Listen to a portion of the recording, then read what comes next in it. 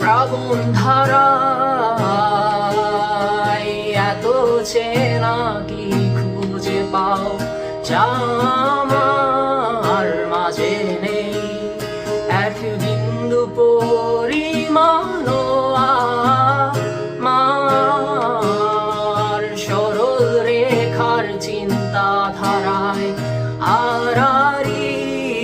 করে দাও কাটো কেন নাকি কাঁদিয়ে